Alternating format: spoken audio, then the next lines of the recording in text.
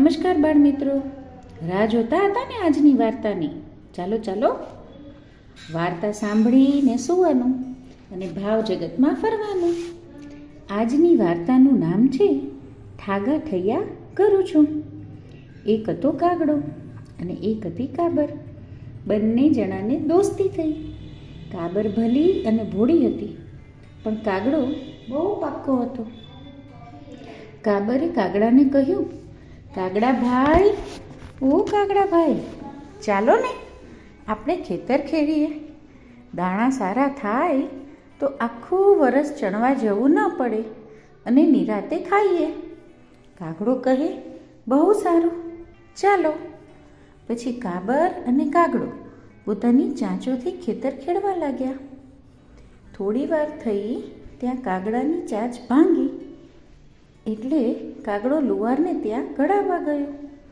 જતાં જતાં કાબરને કહેતો ગયો, કાબર ભાઈ, તમે ખેતર ખેડતા જાઓ, હું હમણાં ચાંચ ઘડાવીને આવું છું. કાબર કહે, ઠીક. પછી તો કાબરે આખું ખેતર ખેડી નાખ્યું, પણ કાગડા ભાઈ આવ્યા નહીં. કાગડા ભાઈની દાનત ખોટી હતી, એટલે ચાંચ તો ઘડાવી, પણ કામ કરવાની આળસે ઝાડ ઉપર બેઠા બેઠા લુહારની સાથે ગપ્પા મારવા લાગ્યા. કાબર તો કાગડાની રાહ જોઈ જોઈને થાકી ગઈ, એટલે કાગડાને બોલાવવા ગઈ. જઈને કાગડાને કહે, કાગભાઈ, કાગભાઈ, ચાલો ને, ખેતર તો ખેડાઈ ગયું, હવે આપણે વાવીએ.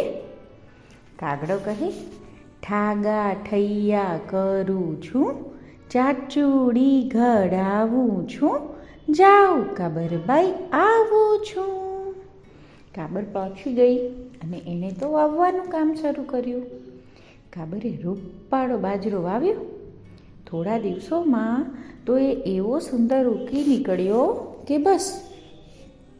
એટલામાં નીંદવાનો વખત થયો, એટલે વળી કાબરબાઈ કાગડાને બોલાવવા ગઈ. જઈને કાગડાને કહી, કાગડા ભાઈ, કાગડા ભાઈ, ચાલો, ચાલો ને, બાજરો તો બહુ સારો ઉગ્યો છે, હવે જલ્દી જલ્દી નીંદવું જોઈએ, નહીંતર માલને નુકસાન થશે. આળસુ કાગડાએ ઝાડ ઉપરથી જ કહ્યું, ઠાગા ઠૈયા કરું છું, ચાંચુડી ઘડાવું છું, જાઉં કાબરબાઈ આવું છું. કાબર તો પાછી ગઈ ને એકલું એ ખેતર આખું નીંદી નાખ્યું. નીંદણ કરવી એટલે કે પાકની આજુબાજુ જે વધારાનું ઘાસફૂસ ઉગ્યું હોય એ કાઢી નાખવું, એટલે પાકને પૂરતું પોષણ મળી રહે અને પાક સરસ થાય. વખત જતાં કાપણીનો સમય આવ્યો, એટલે કે લલણીનો સમય આવ્યો. કાબરભાઈ વળી કાગડાભાઈને બોલાવવા ગઈ. જઈને કાગડાને કહી, કાગડા ભાઈ, હવે તો ચાલો, કાપણીનો વખત થયો છે, મોડું કાપશું તો નુકસાન થશે. લુચ્ચા કાગડાએ કહ્યું, શું કહ્યું કહેજો જોઈ? ચાલો ચાલો સાથે ગાઈએ. ઠાગા ઠૈયા કરું છું, ચાચુડી ઘડાવું છું, જાઉં કાબરબાઈ આવું છું. કાબરબાઈ તો નિરાશ થઈને પાછી ગઈ અને ખીજાઈને એકલીએ આખા ખેતરની કાપણી કરી નાખી. પછી તો કાબરબાઈએ બાજરાના ડુંડામાંથી બાજરો કાઢ્યો અને એક કોર બાજરાનો ઢગલો કર્યો અને બીજી કોર એક મોટો ઢૂંસાનો ઢગલો કર્યો અને એની ઉપર થોડો એક બાજરો નાખ્યો. પછી તો કાગડાભાઈને પાછી બોલાવવા ગઈ. જઈને કહે, કાગડા ભાઈ, હવે તો ચાલશો ને, બાજરાના ઢગલા તૈયાર કર્યા છે, તમને ગમે તે ભાગ તમે રાખજો. વગર મહેનતે બાજરાનો ભાગ મળશે એ જાણી કાગડાભાઈ તો ફૂલાઈ ગયા. તેણે કાબરભાઈને કહ્યું, ચાલો બેન, ચાલો, તૈયાર જ છું, હવે તમારી ચાંચ પણ બરાબર થઈ ગઈ છે. કાબર મનમાં બોલી, ખોટી દાનતના ફળ હવે બરાબર ચાખશો કાગડાભાઈ. પછી કાગડો અને કાબર ખેતરે આવ્યા. કાબર કહે, ભાઈ તમને ગમે ને તે ઢગલો તમારો. પછી તો કાગડાભાઈએ મોટો ઢગલો લેવાને માટે ઢૂંસાવાળા ઢગલા પર જઈને બેઠા. પણ જ્યાં બેસવા જાય ત્યાં ભાઈ સાહેબના પગ ઢૂંસામાં કૂદી ગયા ને આંખમાં ને કાનમાં ને મોઢામાં ને બધે ઢૂંસા ભરાઈ ગયા ને કાગડાભાઈ તો મૂંઝાઈ ગયા. પછી કાબરભાઈ બાજરો પોતાના ઘરે લઈ ગઈ અને ખાધું પીધું ને મોજ કરી. શું શીખ્યા આજની વાર્તા પરથી? તમે કરો છો ઠાગા થયા? હા, ક્યારેક મમ્મી જ્યારે હોમવર્ક કરવાનું કે વધારાનું ભણવાનું કે ક્યારેક પછી કંઈક સાફ સફાઈનું કે ત્યારે કરો છો ને? હમણાં કરું મમ્મી, હમણાં કરું. પહેલાં આમ કરી લઉં, પહેલાં તેમ કરી લઉં. એને શું કહેવાય? ઠાગા થયા.